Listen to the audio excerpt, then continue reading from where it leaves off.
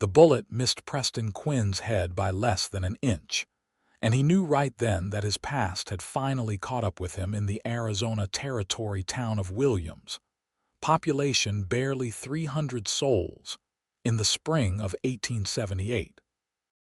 He dove behind a water trough as two more shots rang out, splinters of wood exploding where his chest had been moments before.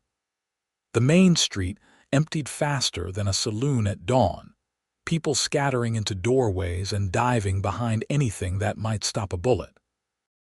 Preston's hand went to his hip, but his holster was empty.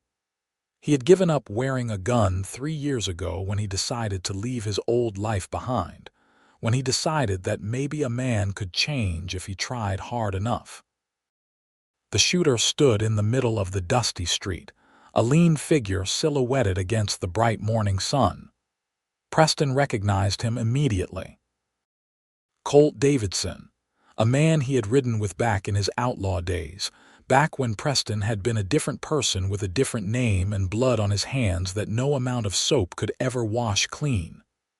"Come out, Quinn," Colt shouted. "Or are you too much of a coward now? 3 years you have been hiding in this worthless town, pretending to be something you are not." Preston stayed low behind the trough, his mind racing. He had built a life here in Williams, working as a ranch hand on the Johnson spread just outside of town, keeping his head down, trying to make amends for the things he had done. He was 28 years old, and for the first time in his life, he had started to believe that redemption might actually be possible. "I do not want trouble, Colt," Preston called out. "Whatever you came here for, it is not worth dying over. You think I came all this way just to talk? You know what you did, Quinn. You know what you took from us." The door of the general store opened, and a woman stepped out onto the wooden sidewalk. She was young, maybe 23 or 24, with dark hair pulled back in a practical bun, and wearing a simple blue dress covered by a work apron. She carried a broom in her hands like she had been in the middle of sweeping when the gunfire started. "There is a man behind that trough who has not done anything to you," the woman said, her voice steady despite the obvious danger. "And you are scaring everyone in this town. Put your gun away and leave, or I will fetch the sheriff." Colt turned his attention to her, and Preston felt his blood run cold. "This does not concern you, miss. Go back inside before you get hurt." "Everything that happens in front of my store concerns me," she said. "And I said put your gun away." Preston recognized her now. Josephine Jensen, the woman who had taken over the general store 6 months ago after her uncle died and left it to her. He had been in the store a handful of times, always struck by how she seemed too refined for a rough town like Williams, how she carried herself with a quiet dignity that made men tip their hats and mind their language in her presence. They had never spoken beyond the basic pleasantries of commerce, but he had noticed her. He would have been blind not to. "Josephine, go back inside," Preston said, risking a glance over the edge of the trough. "Please." She looked at him then, really looked at him, and something passed between them in that moment. Recognition, maybe, or understanding. Then she stepped off the sidewalk and walked deliberately into the street, placing herself between Colt and the water trough. "I said put your gun away," she repeated. Colt laughed, but it was an uncertain sound. "Lady, you have got to be the most foolish woman in the whole territory." "Maybe so," Josephine said. "But I am also the one who holds credit for half the ranchers in this county, including your employer if you ride for the Bar T. And I can make life very difficult for anyone I choose to. Now, are you going to shoot an unarmed shopkeeper in broad daylight, or are you going to get on your horse and ride out of here?" The standoff lasted for what felt like an eternity, but was probably only 30 seconds. Then Colt slowly lowered his gun and holstered it. "This is not over, Quinn. Not by a long shot, but I am not about to hang for killing a woman." He pointed at Preston. You and me, we have unfinished business, and one day soon there will not be anyone around to hide behind." He walked to his horse, mounted up, and rode out of town at a gallop. The dust from his horse's hooves hung in the air long after he disappeared from view. Preston stood up slowly, his legs shaking more than he wanted to admit. Josephine turned to face him, and he could see now that she was trembling too, though her face remained composed. "Thank you," he said. "That was either the bravest or the most reckless thing I have ever seen." "Probably both," she admitted. She looked down at her hands, which were gripping the broom handle so tightly her knuckles had turned white. "I should get back to work. Miss Jensen, wait." Preston took a step toward her, then stopped, suddenly aware of how he must look. Dusty from diving behind the trough, 3 days of stubble on his face, his work clothes worn and patched. "I owe you an explanation." "You do not owe me anything." "Yes, I do. You put yourself in danger for me." "The least I can do is tell you why." She studied him for a long moment, those intelligent brown eyes seeming to look right through to the core of him. Finally, she nodded. "All right, but not here in the street. Come to the store tonight after I close, 7 o'clock. She turned and walked back inside before he could respond, leaving Preston standing alone in the middle of the street with a crowd of curious onlookers beginning to emerge from their hiding places. The rest of the day passed in a blur. Preston rode out to the Johnson ranch where he worked, half expecting to be told to pack his things. News traveled fast in a small town, and having an armed man come looking for you was not the kind of recommendation that kept you employed. But Sam Johnson, the ranch owner, just clapped him on the shoulder and said, "Heard you had some excitement in town. You need to take some time to sort things out. You let me know. You have been a good worker, Preston, and I do not judge a man by where he has been, only by where he is going." It was more kindness than Preston felt he deserved, which made it all the harder to accept. At 10 minutes before 7, he presented himself at the general store. He had washed up at the pump, shaved, and put on his only clean shirt. It felt important, somehow, to show her that he could be presentable, that he was not just the man who brought trouble to her doorstep. Josephine let him in and locked the door behind him. The store smelled of coffee and tobacco and the indefinable scent of dry goods. She had lit 2 oil lamps against the gathering darkness, casting warm pools of light across the wooden floor. "Would you like some coffee?" she asked. "That would be nice. Thank you." She poured 2 cups from a pot on the stove in the back room and handed him one. They sat on 2 barrels near the counter, the silence stretching between them. "I am not sure where to start," Preston finally said. "The beginning is usually best." He took a sip of coffee, gathering his thoughts. "My real name is Preston Quinn, but for a while I went by a different name. Dutch Quinn. 5 years ago I was riding with a gang out of New Mexico territory. We robbed stages, held up a few small banks, caused trouble wherever we went. I told myself we were not hurting anyone, that we only took from people who could afford to lose it, but that was a lie. I used to sleep at night." Josephine did not say anything, just watched him with those steady eyes. "One day we held up a stage outside of Santa Fe. The driver tried to fight back, and Colt Davidson, the man who came looking for me today, he shot the driver dead. Just like that. Over maybe $200 and some mail. I realized then that I was not just a thief anymore. I was riding with killers, and sooner or later I was going to become one too if I had not already. What did you do?" "I left. Took my horse in the middle of the night and rode north. I changed my name back to my real one, found work where I could, kept moving for a couple of years. Eventually, I ended up here in Williams. I have been here for 3 years now, working for Sam Johnson, trying to live a different kind of life." "Why did that man come after you today?" Preston set down his coffee cup. "Because when I left, I took something with me." The gang had stolen a lockbox from a mine payroll a few weeks before. My share was in that box. I figured if I was leaving that life behind, I might as well take what was owed to me. Except Colt and the others saw it as stealing from them. I guess they finally tracked me down. "Did you spend the money?" "No," Preston said. "I buried it. I told myself I would keep it for an emergency, but the truth is I think I was afraid to touch it. Blood money, you know. I have lived on what I earn, nothing more. The money is still out there, buried under a tree about 5 miles from here." Josephine was quiet for a long moment. When she spoke, her voice was soft but clear. "Why are you telling me all of this? You could have lied. You could have told me that man was crazy or mistaken." "Because you saved my life today," Preston said. "And because I am tired of lying. I have spent 3 years lying by omission, pretending to be someone I am not. I am not a good man, Miss Jensen. I have done things I am ashamed of, but I am trying to be better.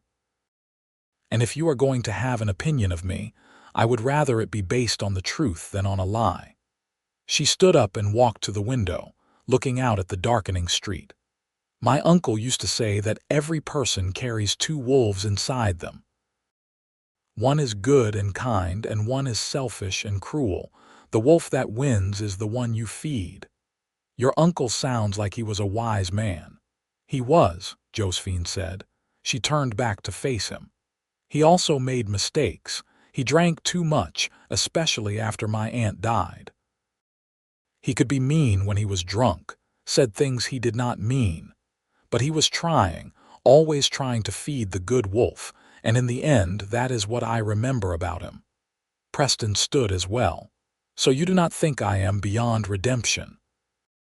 "I think that if you were beyond redemption, you would not be sitting here telling me the truth," Josephine said.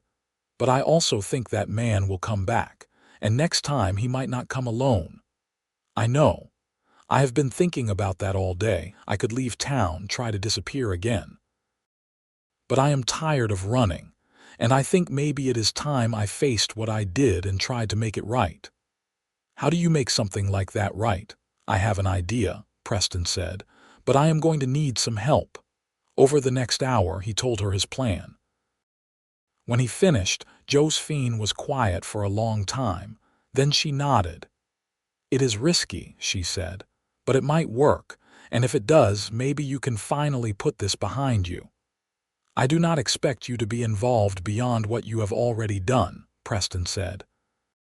"You have helped me more than enough." "Maybe I want to be involved," Josephine said. "Maybe I am tired of spending every day weighing flour and measuring out nails.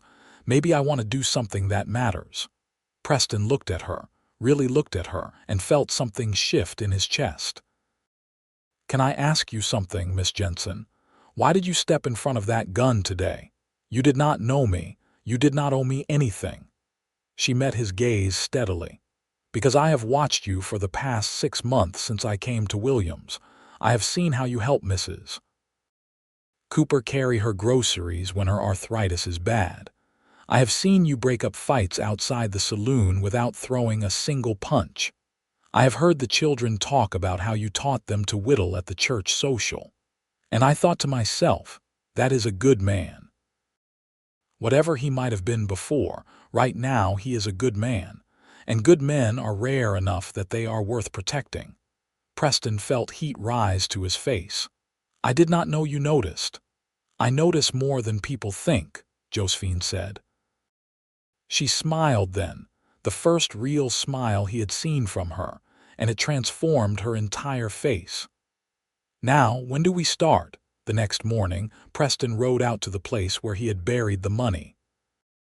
It took him an hour of digging before he hit the oilcloth package he had wrapped the bills in 3 years ago. He pulled it out, brushed off the dirt, and sat back on his heels, looking at it. Inside was $3,000. More money than most people in Williams would see in 5 years of hard work. Blood money, stolen money, money that had cost a stage driver his life even if Preston had not pulled the trigger himself. He packed the money into his saddlebag and rode into town. His first stop was the sheriff's office. Sheriff Tom Garrison was in his 50s, with gray in his mustache and a reputation for fairness that had kept him in office for almost 15 years. He looked up when Preston walked in, his expression neutral.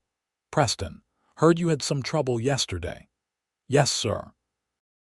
"That is what I wanted to talk to you about." Preston sat down and told the sheriff everything. About his past with the gang, about the money, about Colt Davidson, and why he had come looking for Preston. The sheriff listened without interrupting, his weathered face unreadable. When Preston finished, he placed the package of money on the sheriff's desk. "This is $3,000 from robberies I participated in 5 years ago. I want to return it.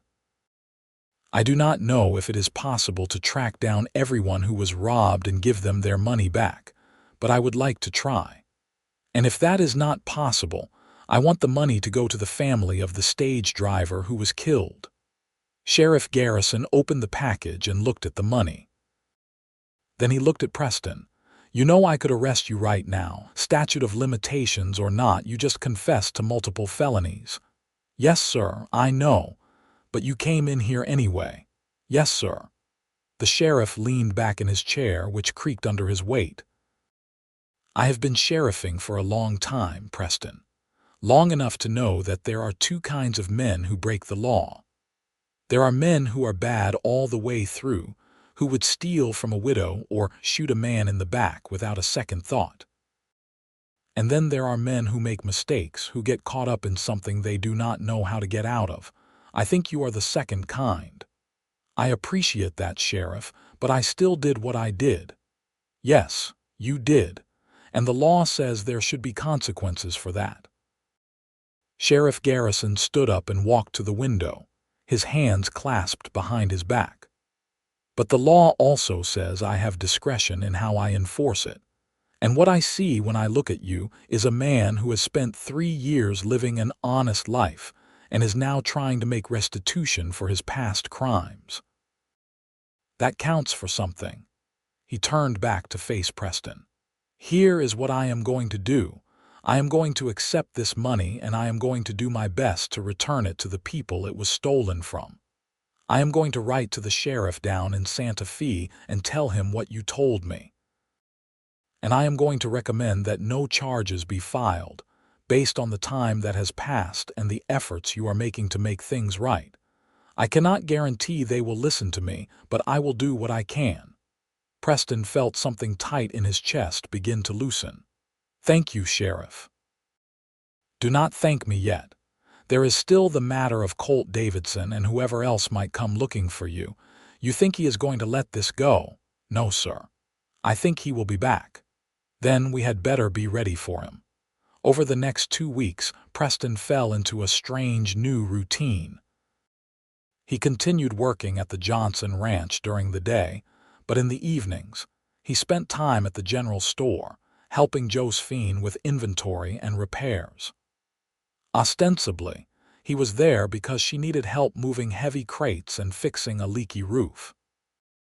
In reality, they were both preparing for whatever came next, and they were getting to know each other. Preston learned that Josephine had come from St. Louis, where she had been working as a teacher before her uncle's letter arrived asking her to come help him run the store. She had planned to stay for a few months, just until he got back on his feet, but then he died suddenly of a heart condition and left her the store in his will. "I could have sold it and gone back to St. Louis," she told him one evening as they sat on the porch of the store, watching the sun set over the distant mountains. "But something about this place got under my skin. It is hard and rough, but it is honest. People are what they are here. There is no pretense. You miss teaching." "Sometimes," she admitted. "I miss the children, seeing their faces when they finally understand something they have been struggling with. But running the store has its own rewards. I help people, just in a different way." Preston whittled a small piece of wood as they talked, his hands moving automatically. "What are you making?" Josephine asked. "A horse. For the Cooper boy. His birthday is next week. That is kind of you. He is a good kid. Reminds me of myself at that age before everything went wrong. What were you like as a child? Preston thought about that. Curious. Always asking questions, always wanting to know how things worked. My father was a carpenter, and I used to follow him around his workshop, watching him work. He died when I was 12, and my mother passed a year later. I ended up living with an uncle who did not want me around. I ran off when I was 15, and I have been on my own ever since. That must have been hard. It was. But it was also my choice. I could have stayed, could have tried to make it work. Instead, I ran. I guess running is something I have always been good at. Josephine reached over and placed her hand on his arm. The touch was brief, but it sent electricity through him. You are not running now. No, he agreed. I am not. They sat in comfortable silence as the last light faded from the sky. Preston realized that this was the most peace he had felt in years. Maybe ever. 2 days later, Colt Davidson came back. This time he brought 3 other men with him. Preston was at the store when the warning came. Young Billy Cooper ran in, out of breath. Mr. Quinn. 4 riders coming in from the east. One of them is the man who shot at you. Preston stood up from where he had been unpacking a crate of canned goods. Josephine, get in the back room and stay there. I am not hiding, she said firmly. Please.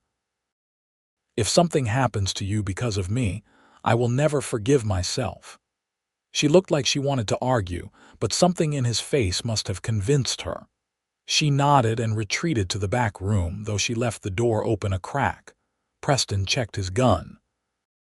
Sheriff Garrison had given it back to him 2 days ago, along with a deputy's badge and a warning to only use it if absolutely necessary. Preston hoped it would not come to that, but he was not naive enough to think this would end peacefully. He stepped outside as the 4 riders came down the main street.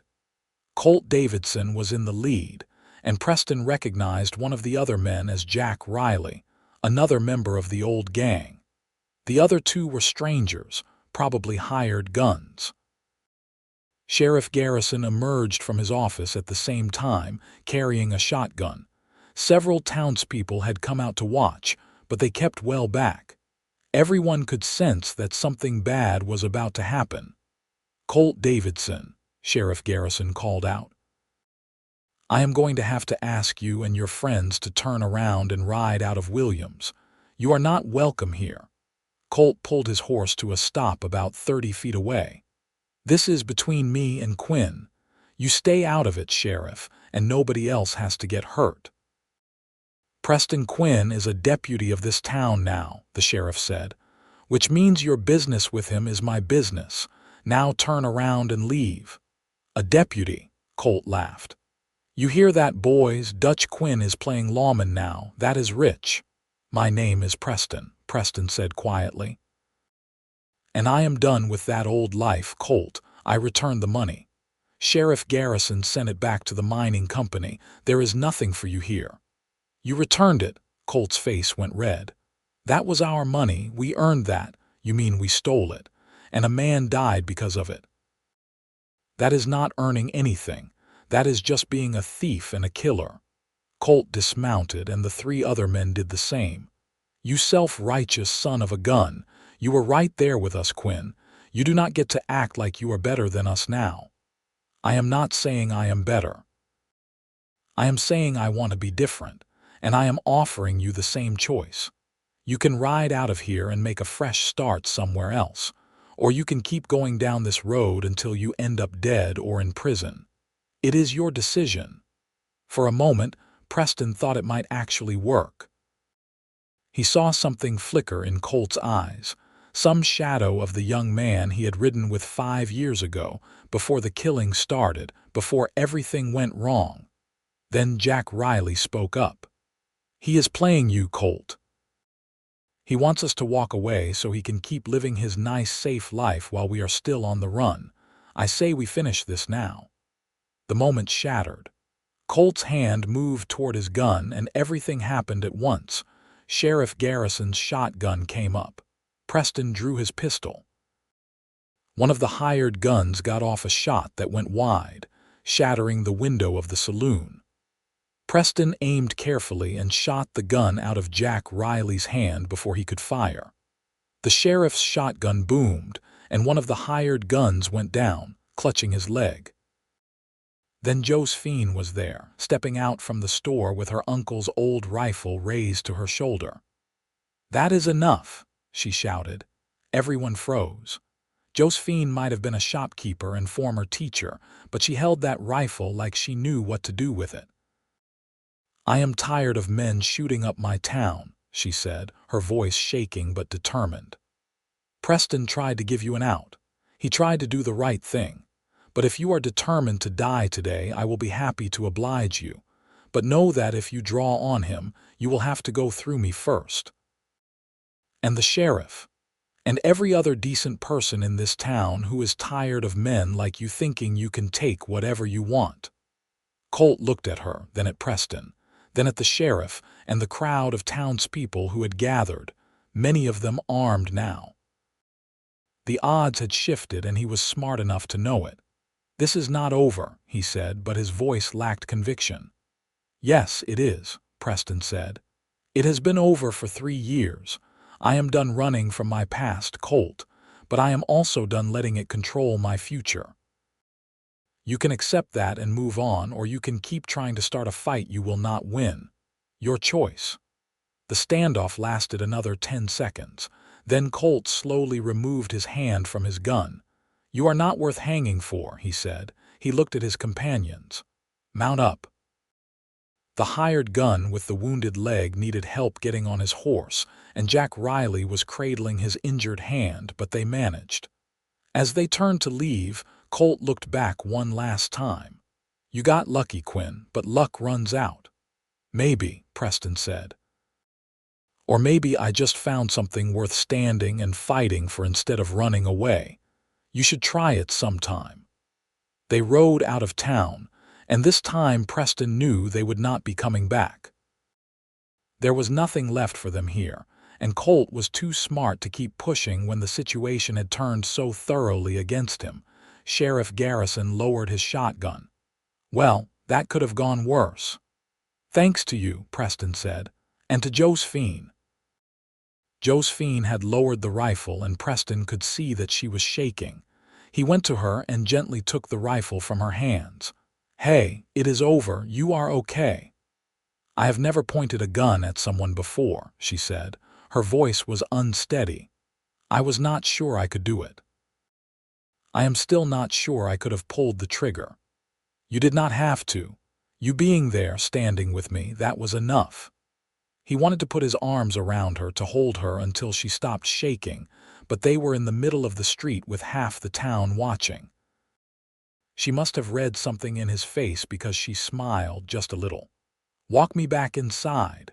"Yes." They went into the store, and as soon as the door closed behind them, Josephine turned to him. "Preston Quinn, you are going to be the death of me." "I hope not." "I have gotten kind of attached to having you around," she laughed, a little breathlessly. "Attached, that is one way to put it, Josephine." He took a step closer to her. "I need to tell you something." "What?" "These past 2 weeks, spending time with you, talking with you, getting to know you. It has meant more to me than I can say. You make me want to be the man you seem to think I can be. You make me believe that maybe I really have changed, that maybe I am not just pretending."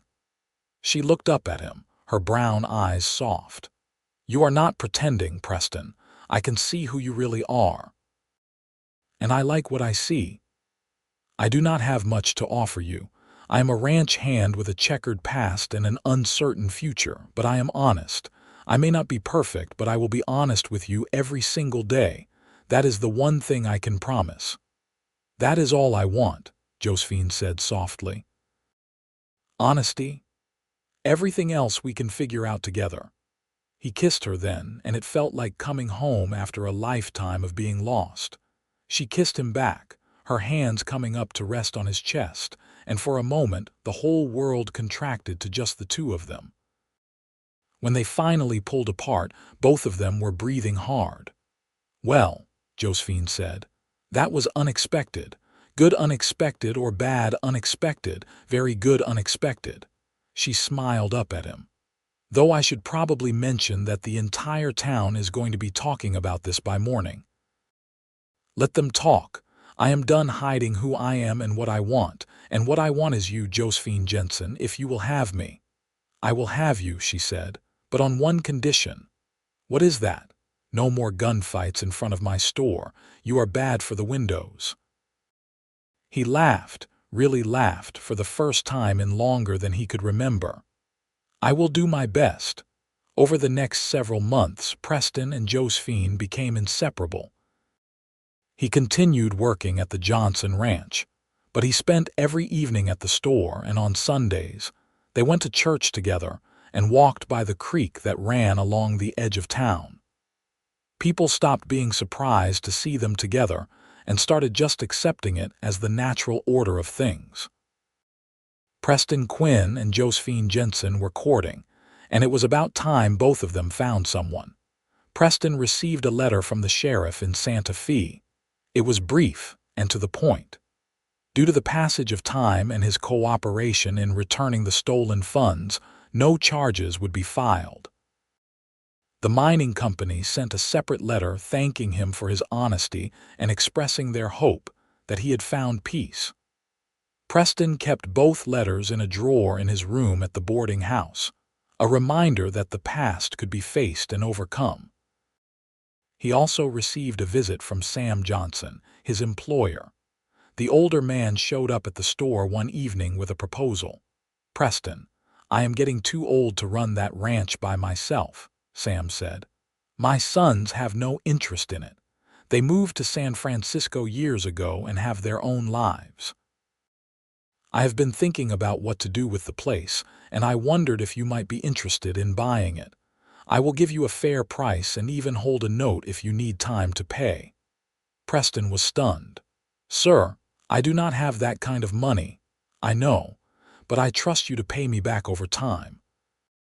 You are a good worker and an honest man. That is worth more than cash in hand." Sam glanced at Josephine, who was pretending not to listen while she organized a shelf. "And I suspect you might be thinking about settling down soon. A man needs land if he is going to support a family." Preston looked at Josephine, who met his eyes and smiled. "That is very generous, Mr. Johnson. Can I think about it?" "Sure, but not too long. I would like to retire before I am too old to enjoy it." After Sam left, Preston sat down heavily on one of the barrels. "A ranch. He wants to sell me the entire ranch." "It is a good opportunity," Josephine said. "It is also a huge responsibility. What if I fail? What if I cannot make the payments?" Josephine came over and sat beside him. "What if you succeed? What if this is exactly what you are supposed to do?" "You make it sound so simple." "It is not simple, but it is possible, and we would be doing it together." She paused. "That is, if you were thinking about asking me to marry you at some point." Preston turned to look at her. "Is that what you want?" "Yes," she said simply. "I want to marry you, Preston Quinn. I want to build a life with you. I want to wake up next to you every morning and fall asleep next to you every night.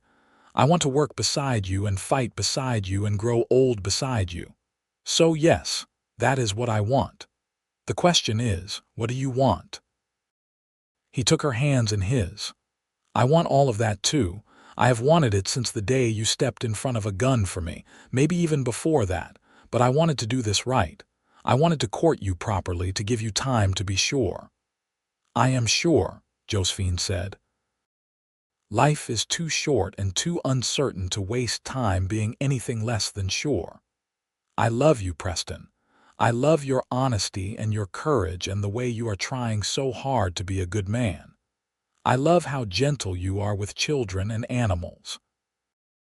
I love how you helped me fix the roof without being asked, and how you always remember to thank me for the coffee. I love you exactly as you are." Preston felt his throat tighten with emotion. "I love you too. I think I have loved you from the moment you told Colt Davidson to put his gun away. You are the bravest, strongest, most amazing woman I have ever met, and if you will marry me, I will spend the rest of my life trying to be worthy of you. You already are, she said. And yes, I will marry you. They married 6 weeks later in the small church in Williams, with Sheriff Garrison standing up for Preston and Mrs. Cooper, who ran the boarding house, standing up for Josephine. It was a simple ceremony, but half the town turned out to witness it. Sam Johnson gave Josephine away and cried through the entire ceremony. Even the minister had to stop and clear his throat a few times. Preston wore a new suit that Josephine had ordered specially from the catalog, and Josephine wore a cream-colored dress that she had sewn herself. She looked so beautiful that Preston felt his breath catch when she walked down the aisle toward him. The minister asked him to speak his vows, and Preston said what was in his heart. Josephine, I may not be perfect, but I promise to be honest with you every single day.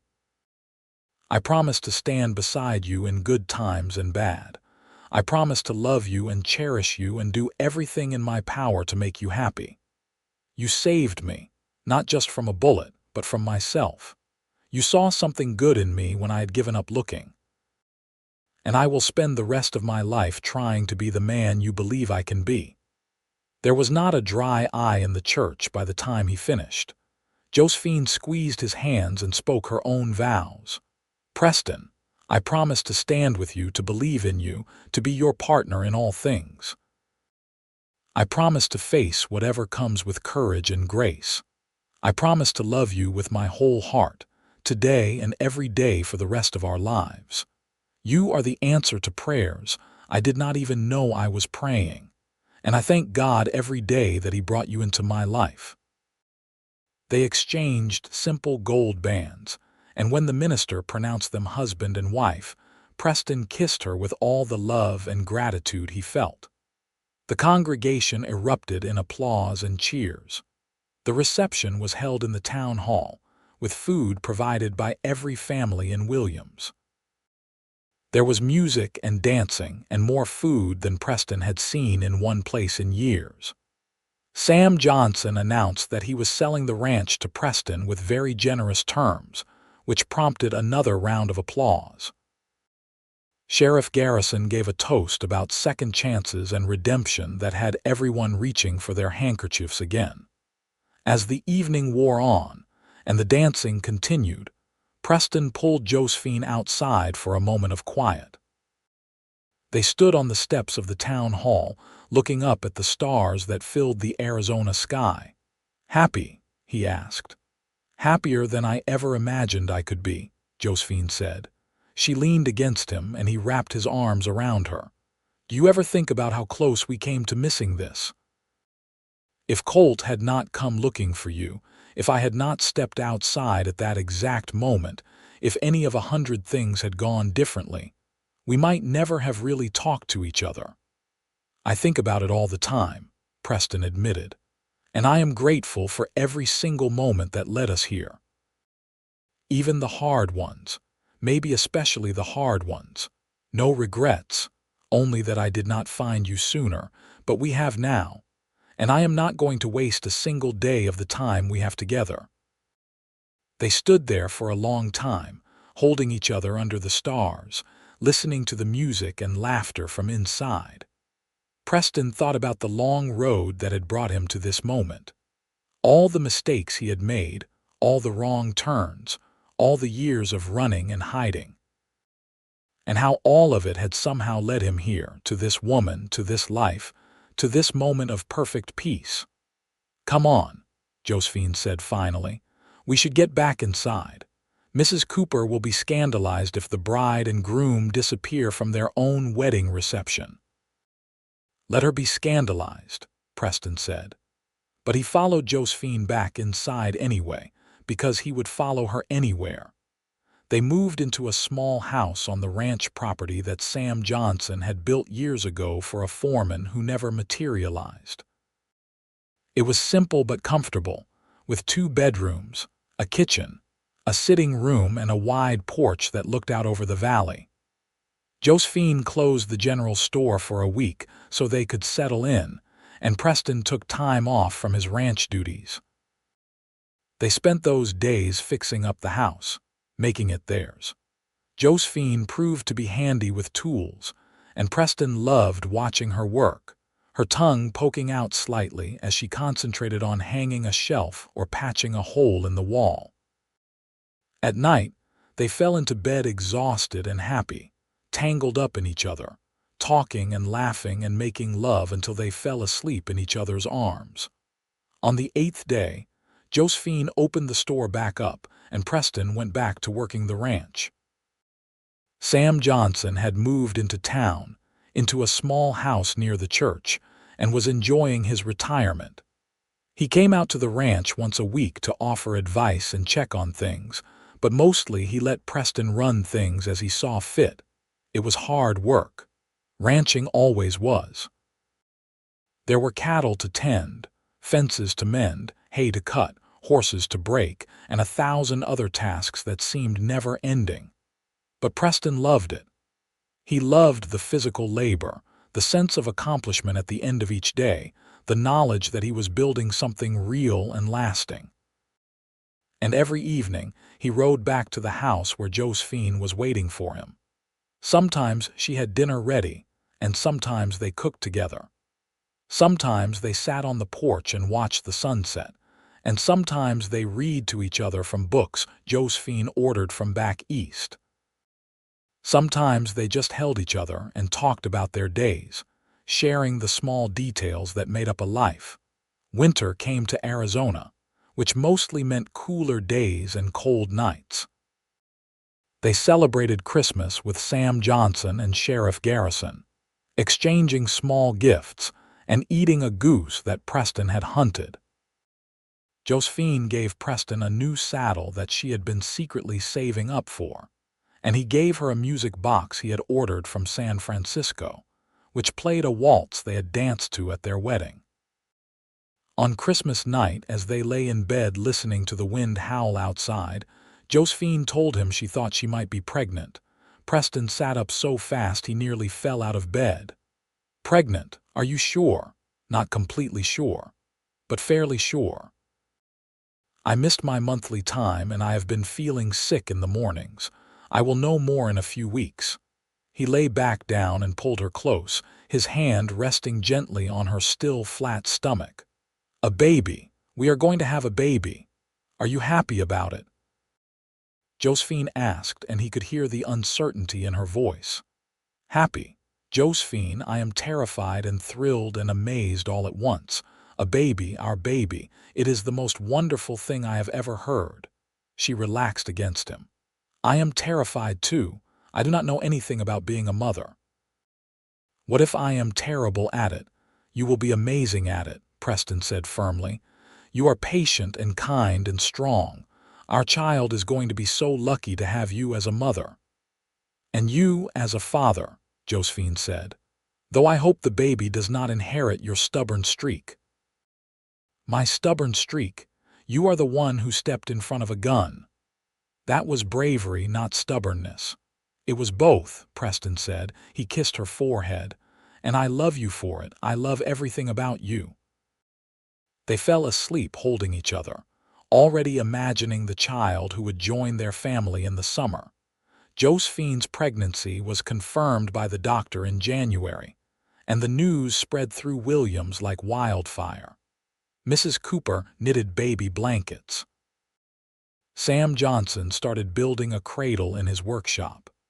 The women of the town showered Josephine with advice, some of it helpful, and some of it completely contradictory. Preston hovered over Josephine like a nervous hen, until she finally told him that if he did not stop asking her if she needed anything every 5 minutes, she was going to brain him with a frying pan. He tried to give her space after that, but it was hard. He had never wanted to protect anyone the way he wanted to protect her and their unborn child. Spring came, and with it, the busy season on the ranch. Preston hired 2 ranch hands to help with the work, both young men from town who were looking for steady employment. He taught them what Sam Johnson had taught him, and found that he enjoyed the role of teacher and mentor. In May, Josephine decided to sell the general store. She had been trying to manage it along with the pregnancy, but it was becoming too much. A family from Colorado bought it, a middle-aged couple with grown children who were looking for a fresh start. Josephine used some of the money from the sale to buy breeding stock for the ranch and put the rest aside for the baby. "I thought I would miss the store more," she told Preston one evening as they sat on the porch, watching the stars come out. Her belly was large now, the baby active and kicking. "But I do not. This is where I am supposed to be, here with you building our life together." "No regrets about marrying a reformed outlaw?" Preston asked, only half joking. "Not for 1 second," Josephine said firmly. She took his hand and placed it on her belly. "Feel that. That is our future right there, and it is more than I ever dreamed possible." The baby kicked against his hand, and Preston felt his eyes burn with tears. "I am going to do everything I can to be a good father," he said. "To give this child the kind of life I never had, stable, loving, safe." "I know you will," Josephine said. "You are already a good man, Preston. You are going to be a wonderful father." Their son was born on a hot August night in 1879, after 12 hours of labor that left Josephine exhausted and Preston feeling like he had aged 10 years. The midwife from town, a capable woman named Mrs. Hernandez, handled everything with calm efficiency while Preston paced outside the bedroom, flinching at every sound. Finally, just before dawn, he heard a baby's cry. Mrs. Hernandez opened the door, smiling. "You have a son, Mr. Quinn, a healthy boy. Come and meet him." Preston stumbled into the room. Josephine was propped up in bed, her hair damp with sweat, her face pale but radiant, and in her arms was a tiny bundle wrapped in the blanket Mrs. Cooper had knitted. "Come here," Josephine said softly. "Come meet your son." Preston approached the bed on shaky legs. Josephine pulled back the blanket and Preston looked down at the smallest, most perfect human being he had ever seen. Tiny fingers, tiny toes, a little rosebud mouth and eyes that were just beginning to open. "He is beautiful," Preston whispered. "He is perfect. We should name him," Josephine said. "I was thinking about my father's name. His name was Robert, but I want you to choose the middle name." Preston thought about it. "What about Samuel, after Sam Johnson? He has been like a father to me, and he helped make all of this possible." "Robert Samuel Quinn," Josephine said, testing the name. "I like it." Preston carefully took the baby from Josephine, terrified he would drop him or hold him wrong or somehow break him. But the moment his son was in his arms, something clicked into place. This was what he had been searching for all his life. This sense of purpose, of belonging, of love so powerful it was almost painful. "Hello, Robert," he said softly. "I am your father, and I promise you I am going to spend every day of my life trying to be the kind of man you can be proud of. I am going to protect you and teach you and love you, and I am going to make sure you always know that you are wanted and cherished and valued." The baby made a small sound, and Preston felt his heart expand so much he thought it might burst. He looked at Josephine, who was watching them with tears streaming down her face. "We made this," he said in wonder. "We made this perfect little person." "We did," Josephine agreed. "And we are going to raise him together with all the love and honesty and courage we can give him." Mrs. Hernandez cleared her throat. "I hate to interrupt this beautiful moment, but new mothers need rest. Let me take the baby so Josephine can sleep for a few hours." Reluctantly, Preston handed Robert back to the midwife. He sat on the edge of the bed and took Josephine's hand. "Thank you," he said. "Thank you for our son. Thank you for believing in me. Thank you for loving me. Thank you for everything." "You do not need to thank me," Josephine said, her eyes already closing. You are my husband, this is our life, and I would not change a single thing about it." Preston stayed by her side until she fell asleep, then went outside to watch the sunrise. He stood on the porch of the house he now owned, looking out over the land he was working to build into something lasting, thinking about the woman sleeping inside and the son who would grow up here, safe and loved. 5 years ago, he had been a different person. An outlaw, a thief, a man running from his past with no hope for the future.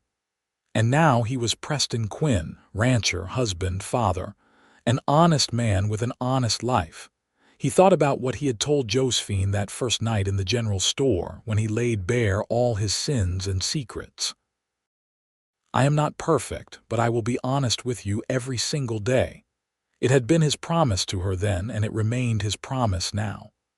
Honesty in all things, even when it was hard, especially when it was hard. The sun crested the horizon, painting the sky in shades of gold and pink. Preston took a deep breath of the clean morning air and smiled. This was his life now, and it was more than he had ever dared to hope for. The next few years passed in a blur of hard work and joy. Robert grew from an infant to a toddler, always into everything, always asking questions, always demanding to help his father with chores he was still too small to manage. Preston was endlessly patient with him, teaching him about animals and the land, letting him tag along whenever it was safe. Josephine flourished as a mother. She was firm but loving, setting boundaries but encouraging curiosity. She taught Robert his letters and numbers, read to him every night, and filled the house with laughter and music. The music box Preston had given her that first Christmas remained a favorite. Robert would dance to it, his little feet stomping on the wooden floor, making both his parents laugh. The ranch prospered under Preston's management. He paid off his debt to Sam Johnson 2 years early, which prompted a celebratory dinner where the old man got teary-eyed and said Preston was like the son he never had. The cattle herd grew, and Preston's reputation as an honest dealer and fair employer spread throughout the territory. People came from as far as Flagstaff to buy breeding stock from the Quinn Ranch. In the fall of 1882, Josephine discovered she was pregnant again. This time the pregnancy was harder. She was sick for months, unable to keep much food down, tired all the time. Preston hired a woman from town to help with the housework and with Robert, who was now a rambunctious 3-year-old. Their daughter was born in April of 1883, a full month early. It was a difficult birth, and for a while Preston was terrified he would lose both Josephine and the baby. But both of them fought hard, and when dawn broke, Preston had a daughter and Josephine was weak but alive. They named her Clara Rose Quinn, after Josephine's mother Clara, and because Josephine had always loved roses. She was tiny, much smaller than Robert had been, but fierce from the start. She had a lusty cry that let everyone know she had arrived, and strong little hands that gripped Preston's finger with surprising strength. "She is a fighter," Mrs. Hernandez said approvingly, "like her mother." Josephine recovered slowly from Clara's birth. The doctor told them privately that she should not have any more children, that another pregnancy might kill her.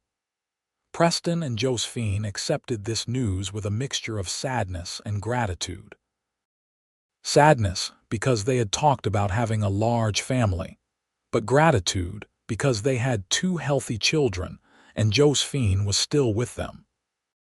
"2 children is more than enough," Josephine said one night as they sat together on the porch, watching Robert play with a wooden horse Preston had carved for him while Clara slept in her cradle. "We are blessed beyond measure." "We are," Preston agreed. He reached over and took her hand. "I was thinking about something the other day. It has been almost 6 years since you stepped in front of that gun for me, 6 years since you changed my life."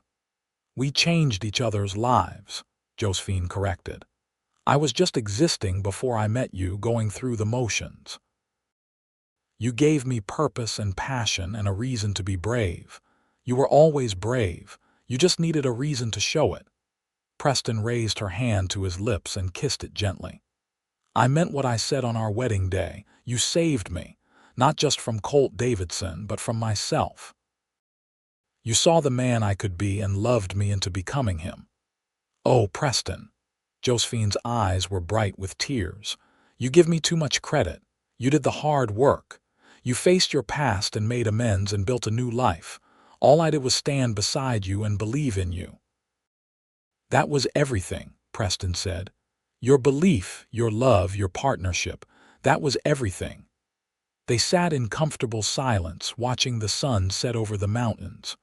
Robert abandoned his horse and came running over, climbing into Preston's lap.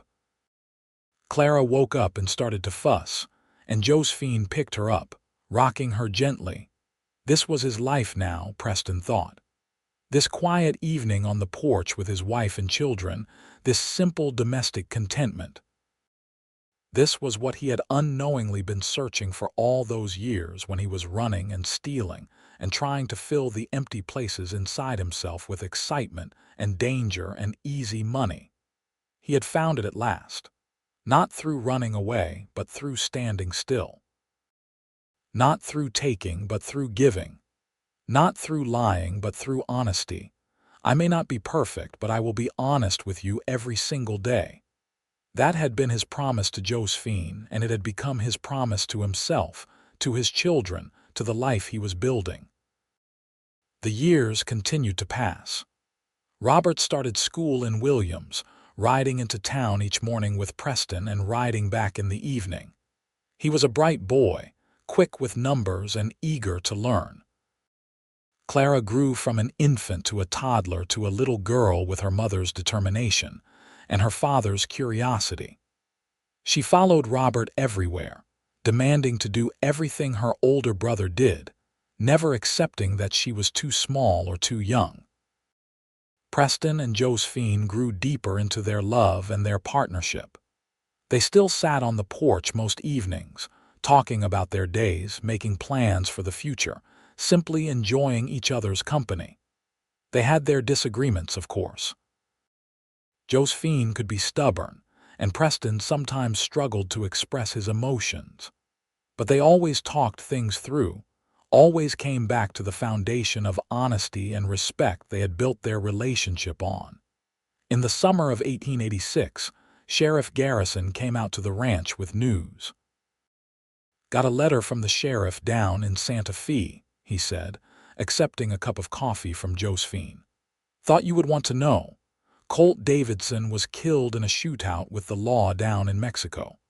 Jack Riley died in prison 2 years ago. The rest of that old gang is either dead or scattered to the winds." Preston absorbed this information. He felt something, but it was not satisfaction or joy, just sadness for the waste of it all. "Thanks for letting me know, Tom. Figured it would give you some peace, knowing they are not out there anymore." "I had peace already," Preston said. "I made peace with my past a long time ago, but I appreciate you thinking of me." After the sheriff left, Josephine came and sat beside Preston on the porch. The children were inside, supposedly napping but probably getting into mischief. "How do you feel?" she asked. "Sad," Preston admitted. "Colt and I were friends once before everything went wrong. I keep thinking about how different his life could have been if he had made different choices." "If we all had." "You did make different choices," Josephine pointed out. "That is why you are here and he is not." "I know, but I got lucky. I had you, he had no one." Preston shook his head. "I wish I could have saved him. I wish I could have convinced him to change." "You tried. You offered him a way out more than once. He chose not to take it. That is on him, not on you." Josephine took his hand. "You cannot save everyone, Preston. Sometimes people are not ready to be saved, but you can live your life in a way that honors the second chance you were given. And you do that every single day." Preston pulled her close and kissed her forehead. What would I do without you? Lucky for you, you will never have to find out. In 1887, a railroad spur line came through Williams, connecting the town to the main transcontinental line. It brought new opportunities and new challenges. The ranch could now ship cattle directly to markets in the east, which was more profitable but also more complicated. Preston hired an accountant from Flagstaff to help manage the business side of things, freeing him up to focus on the actual ranching. The railroad also brought more people to Williams. The town grew from 300 souls to almost 1,000 within 2 years. New businesses opened. A bank, a proper hotel, a second general store. The school got a new building and a second teacher. The church was expanded to accommodate the growing congregation. Robert was 10 now, tall for his age and responsible. Preston began teaching him the ins and outs of ranching in earnest, taking him along on cattle drives and letting him help with the branding and the bookkeeping.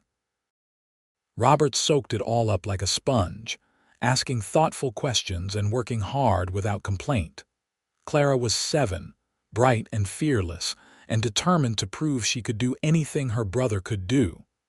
She learned to ride almost before she could walk properly, and she had a gift with animals. Even the most skittish horses seemed to calm down when she was around. Preston had no doubt she would be a rancher in her own right someday, if that was what she chose. One evening in late 1888, as they sat on the porch watching the stars come out, Josephine turned to Preston with a thoughtful expression. "Do you ever regret it? Settling down, I mean. Do you ever miss the excitement of your old life?" Preston thought about the question seriously. "No," he said finally. "Not for a single second. That excitement was just fear wearing a different mask. Fear of being caught, fear of the next job going wrong, fear of ending up dead or in prison. This life we have built together, it is not always exciting, but it is real, and it is ours. And I would not trade it for anything." "Good," Josephine said, "because I was thinking we should expand the ranch. Maybe buy that section of land to the east that borders our property.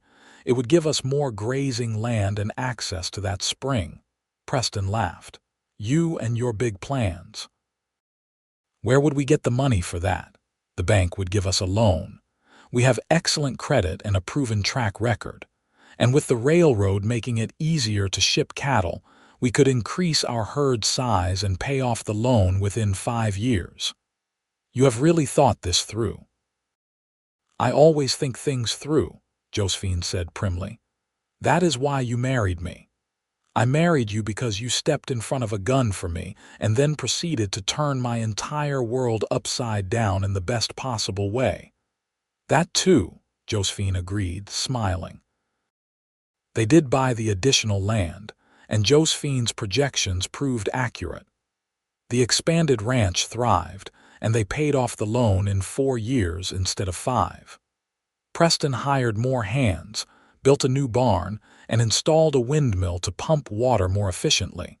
The 1890s brought more changes. Robert turned 15 and showed no interest in anything but ranching.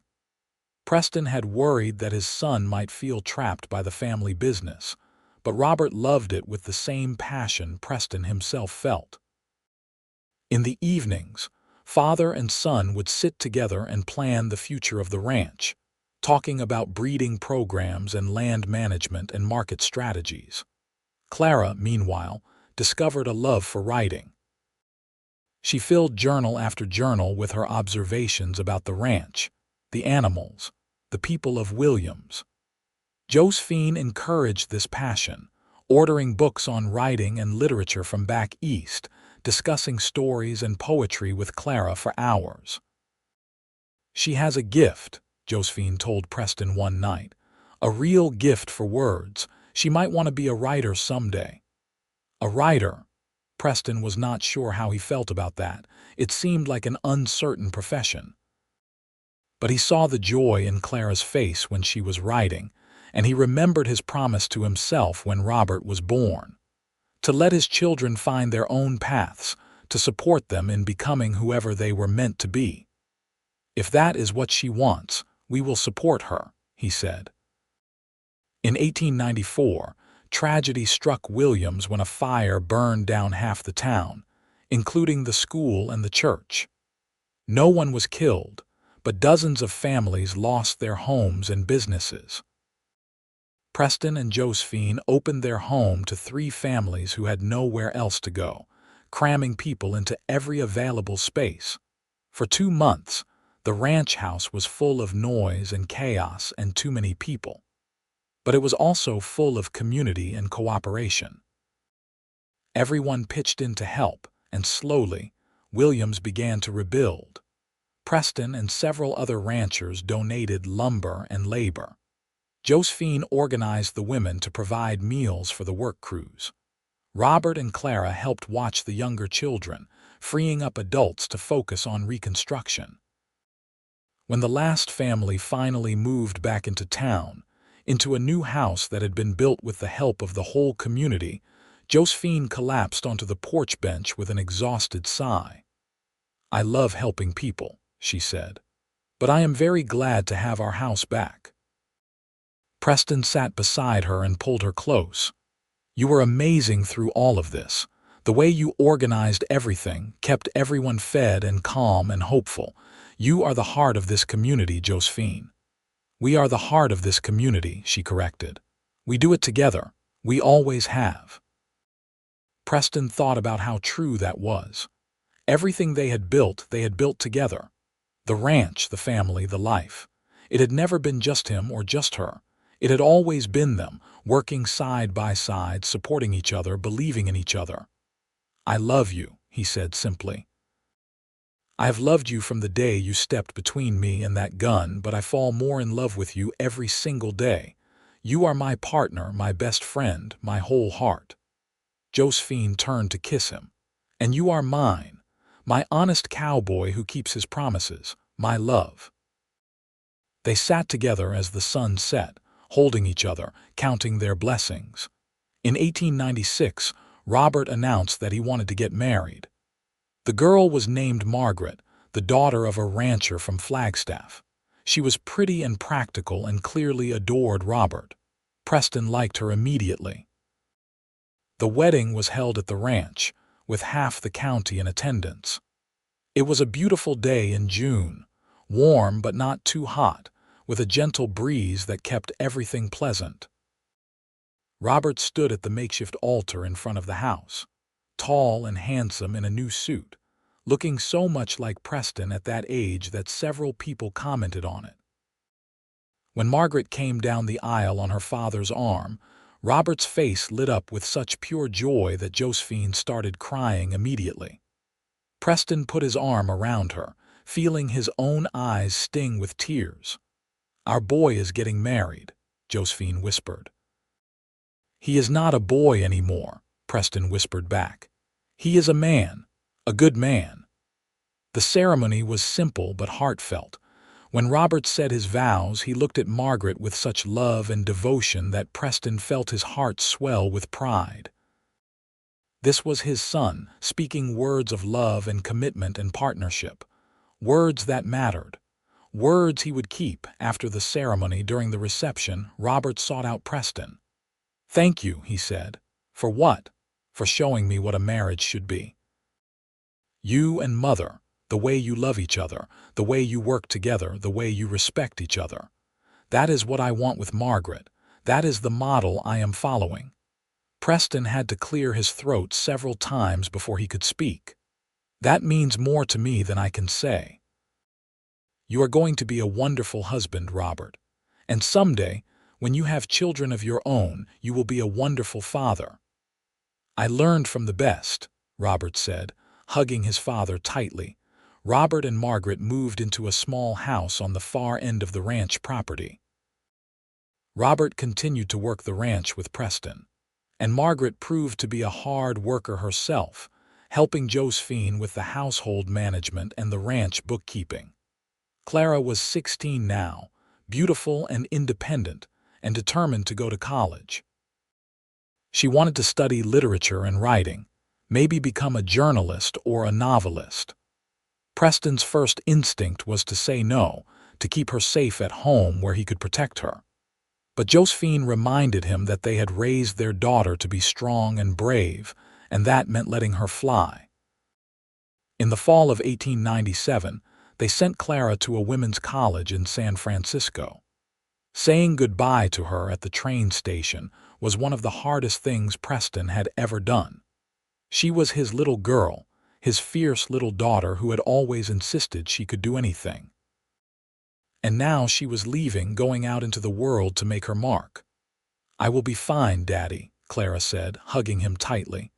"You and Mother taught me to be strong. I will make you proud." "You already make me proud," Preston said, his voice rough with emotion. "Every single day, you make me proud. Now go show the world what Clara Quinn can do." The house felt empty without Clara's energy and chatter. Preston found himself wandering into her room sometimes, just to feel close to her. Josephine missed her too, though she tried to hide it. They wrote to Clara every week, and she wrote back with long letters full of details about her classes and her new friends and the exciting city she was living in. "She is going to be fine," Josephine said one night as they sat on the porch, reading Clara's latest letter by lamplight. "More than fine, she is going to be extraordinary." "I know," Preston said. "I am just not ready to let go." "You never are," Josephine said gently. "But that is what parents do. We raise them to leave us. We give them roots and wings, and then we trust that we did our job well enough that they will be okay." Preston thought about his own parents, dead so long ago. They had not had the chance to see him grow up, to see him make mistakes and find his way back to the right path. They had not been there when he needed them most. But maybe that was why he held so tightly to Robert and Clara, because he knew how precious these moments were, how quickly they could be lost. "I just want them to be happy," he said. "And safe." "Is that too much to ask?" "No," Josephine said. "But we cannot guarantee their safety any more than we can guarantee their happiness.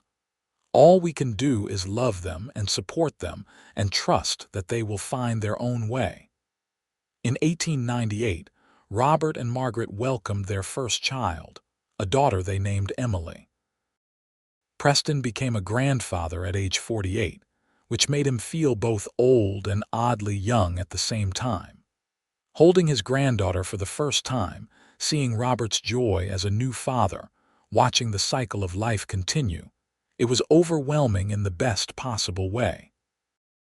"She has your eyes," Josephine said, looking at the baby. "The Quinn eyes." "She is perfect," Preston said.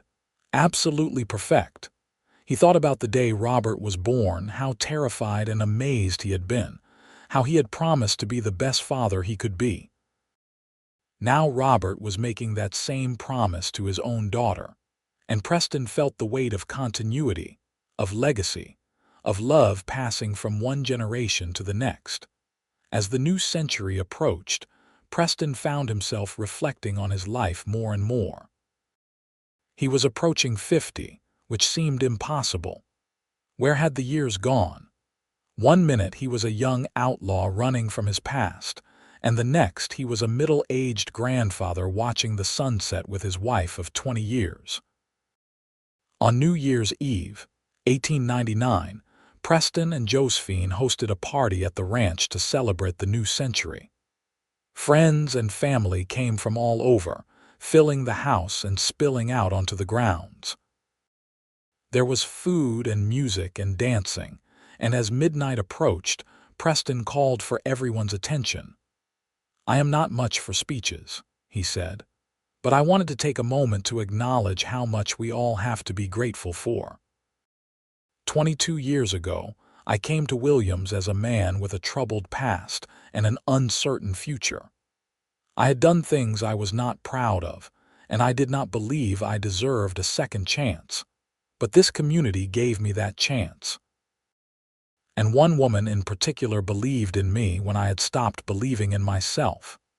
He looked at Josephine, who was standing beside him, her eyes shining with tears. "Josephine, you saved my life in every way a person can be saved. You showed me what love and partnership and honesty really mean. You gave me children and grandchildren and a life beyond anything I ever dreamed possible.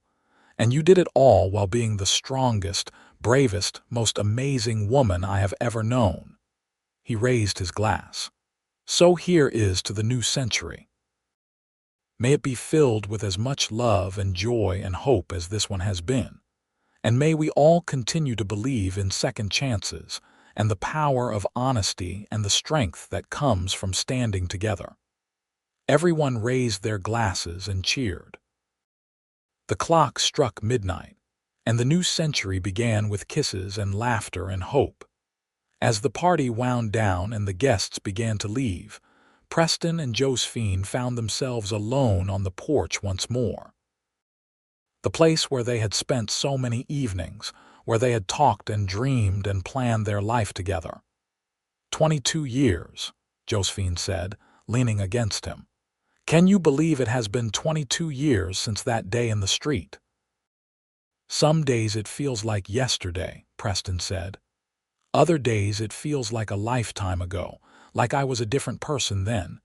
You were a different person, we both were, but we grew together, we changed together, and we built something real and lasting." Preston thought about the scared young man he had been, running from his past with no hope for the future. He thought about the day Colt Davidson came looking for him, and how Josephine had stepped between them. He thought about all the days and nights that followed, the slow building of trust and love, the creation of a life worth living. "I kept my promise," he said softly. "I may not be perfect, but I have been honest with you every single day." "I know," Josephine said. "And that honesty, that commitment to always telling me the truth even when it is hard, that has been the foundation of everything we have built. I trust you completely, Preston. I always have. And I trust you. With my life, with my heart, with everything I am." They stood together in the darkness, holding each other, listening to the distant sounds of celebration continuing in the town.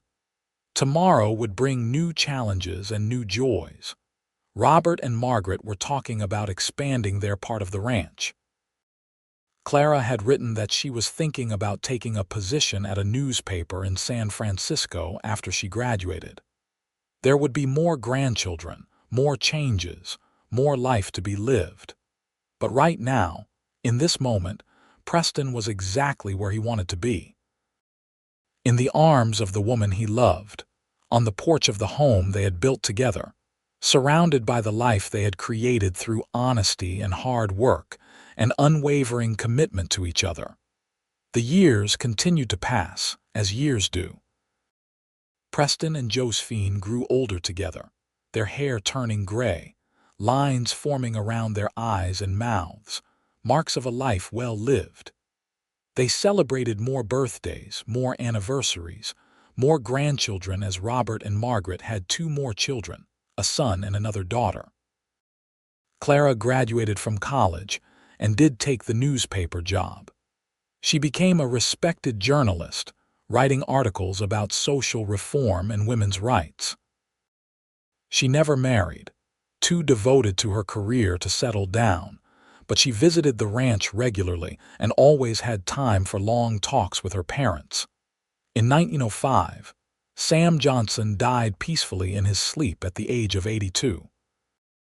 Preston delivered the eulogy at his funeral, talking about how Sam had given him a second chance when no one else would, how he had been a mentor and a friend and a father figure. There was not a dry eye in the church.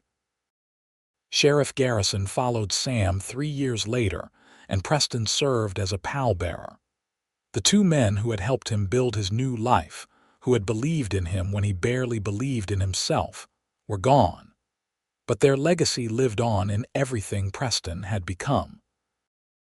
In 1910, Preston and Josephine celebrated their 30th wedding anniversary.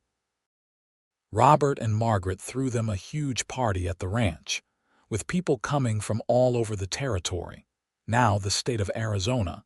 Having achieved statehood would still be 2 years away, but the celebration was no less grand. Preston was 60 and Josephine was 57, and they were still as in love as they had been on their wedding day. Preston stood to give a speech, looking out at the crowd of friends and family. 30 years ago, I married the woman who saved my life. I promised her then that I might not be perfect, but I would be honest with her every single day. And I have kept that promise.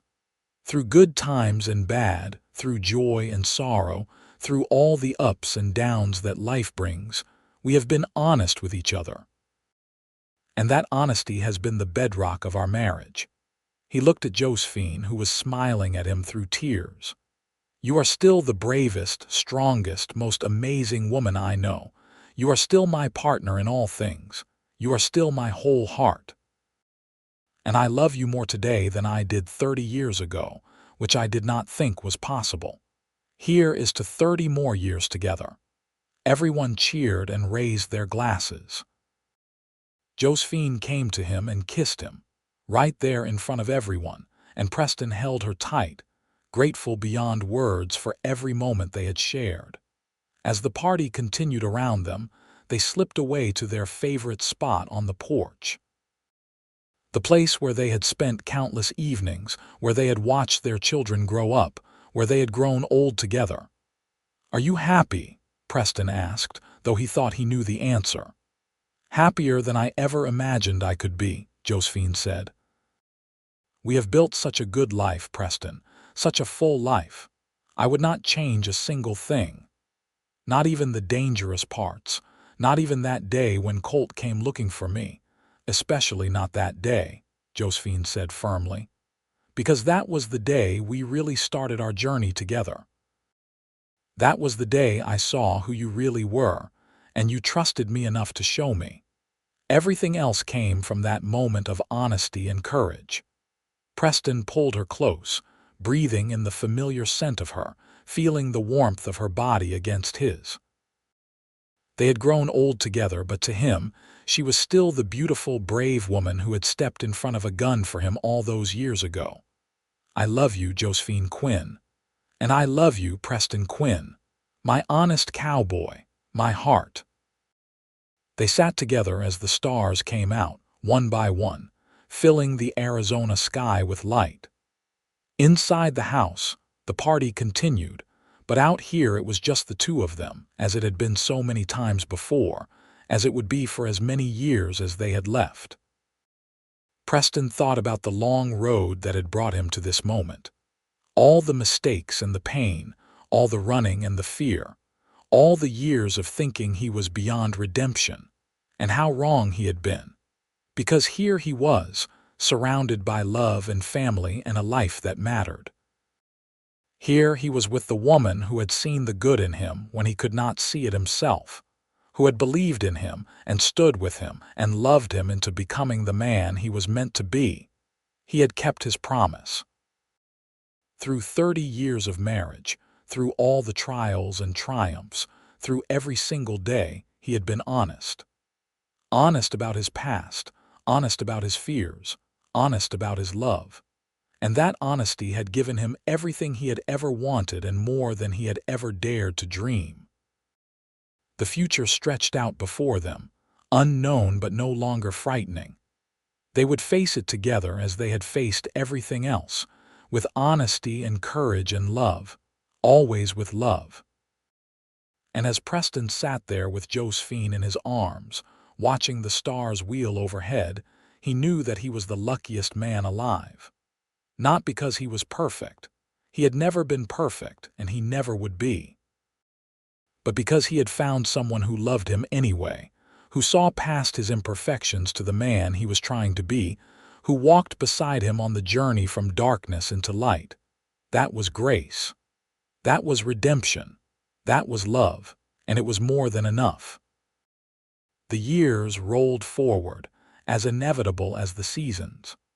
Preston and Josephine watched their grandchildren grow up, some of them showing interest in ranching, others in different pursuits.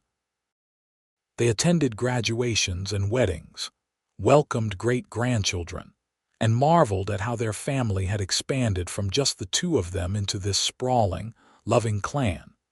Clara eventually returned to Arizona in 1915, having made her mark as a journalist. She bought a small house in Williams and divided her time between writing books and visiting the ranch. She never married, but she lived a rich, full life on her own terms, exactly as her parents had raised her to do. Robert took over more and more of the ranch management as Preston slowed down. By 1918, Preston was 68 and Josephine 65, and they spent most of their time on the porch, watching the world go by, telling stories to grandchildren and great-grandchildren who gathered at their feet. Preston's hair was white now, his hands gnarled with arthritis, his back bent from a lifetime of hard work. But his eyes were still clear, and when he looked at Josephine, they still held all the love he had felt on their wedding day. Josephine's hair had gone silver, and she moved more slowly than she used to, but her mind was as sharp as ever and her spirit just as fierce. She still ran the household with quiet efficiency, still organized community events, still commanded respect from everyone who knew her. On a warm spring evening in 1920, they sat on the porch as they had done thousands of times before. The ranch spread out before them, prosperous and thriving under Robert's management. Children's laughter drifted from somewhere nearby. The smell of dinner cooking came from the house. "Do you remember the first time we sat here together?" Josephine asked. "That night after the shooting when you told me about your past." "I remember," Preston said. "I was so scared. Scared you would judge me, scared you would send me away, scared I would lose the one good thing that had come into my life." "And I was scared too," Josephine admitted. "Scared of my feelings for you, scared of the danger you represented, scared of taking a risk on someone I barely knew. But I did it anyway, and it was the best decision I ever made." Preston reached over and took her hand, their fingers intertwining as naturally as breathing. 42 years, he said. 42 years we have been together, and I have loved every minute of it, even the hard times. Especially the hard times, because we faced them together, because we were honest with each other even when it hurt, because we kept our promises. "You kept your promise," Josephine said softly. "You said you would be honest with me every single day, and you were. You never lied to me, Preston. Not once in 42 years. Do you know how rare that is? Do you know how precious?" "I know," Preston said. "Because you deserved nothing less than complete honesty.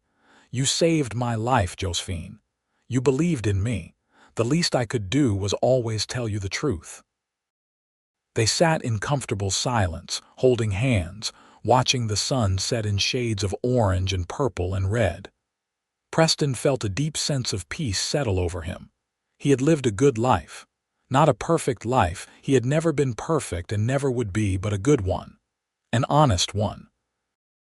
A life worth living. "No regrets?" Josephine asked, as if reading his mind. "Only one," Preston said. "That I did not find you sooner, that I wasted so many years running and hiding instead of living. But then again, maybe I had to go through all of that to become the man you could love. Maybe every mistake and every wrong turn was necessary to lead me to you." "I believe that," Josephine said. "I believe we were meant to find each other. I believe everything in our lives led us to that moment in the street when I stepped between you and that gun. And everything after has been exactly what we made of it." Preston looked at his wife, really looked at her, memorizing every line of her face, every silver hair, every mark of age and experience. She was the most beautiful thing he had ever seen. "I am not afraid of dying," he said quietly. "When my time comes, I will go knowing I lived well and loved well and did my best to be a good man. But I am afraid of losing you, of being without you." "You will never be without me," Josephine said firmly. Even if one of us goes first, we will always be together. Our love is stronger than death, Preston.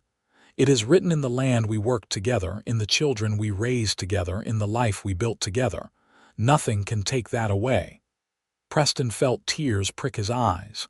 Promise me something, anything. Promise me that whoever goes first, the one left behind will keep living. Really living, not just existing. Promise me we will not give up on life just because we miss each other. I promise, Josephine said, though I hope we have many more years together before we have to test that promise. So do I, Preston said. So do I. The sun dropped below the horizon and the first stars began to appear. Inside the house, someone called that dinner was ready, but Preston and Josephine stayed on the porch a little longer, unwilling to let go of the moment. Thank you, Preston said softly. For what? For everything. For stepping between me and that gun. For believing in me. For loving me. For building this life with me. For 42 years of honesty and partnership and love. For making me a better man than I ever would have been without you. Josephine squeezed his hand. Thank you for keeping your promises. Thank you for your honesty. Thank you for being exactly who you are. Thank you for loving me back. Thank you for this beautiful life we have shared. They stood up slowly, their joints protesting, and walked hand in hand into the house where their family waited. Where dinner was on the table and grandchildren were arguing good-naturedly, and their son was laughing at something his wife said. Where warmth and light and love filled every corner, this was their legacy. Not just the ranch or the money or the land. But this family, this love, this commitment to honesty and goodness and treating each other right. This was what they had built together, starting from that moment in the street when a scared outlaw and a brave shopkeeper had found each other and decided to take a chance. Preston Quinn had come to Williams 44 years ago as a man running from his past, convinced he was beyond redemption. He had found instead a woman who saw the good in him, a community that gave him a second chance, and a life beyond his wildest dreams. He had not been perfect. He had made mistakes, plenty of them. He had lost his temper sometimes, made poor business decisions occasionally, failed to live up to his own standards more often than he liked to admit. But he had been honest. Every single day, he had kept his promise to Josephine. And that honesty had been the foundation everything else was built on. As they sat down to dinner surrounded by the people they loved most in the world, Preston caught Josephine's eye across the table. She smiled at him, that same smile that had first captured his heart all those years ago, and he smiled back. They had built a good life together. An honest life. A life full of love and hard work, and the simple joys that came from facing each day with integrity and courage. And in the end, that was all anyone could ask for. The story that had begun with a bullet in the dusty street of a small Arizona town had become a love story for the ages. Not because it was perfect or dramatic or larger than life, but because it was real. Because two people had chosen each other and kept choosing each other, day after day, year after year, through everything life threw at them. Because Preston Quinn, the cowboy with a troubled past, had made a promise. I may not be perfect, but I will be honest with you every single day. And he had kept it, and that had made all the difference.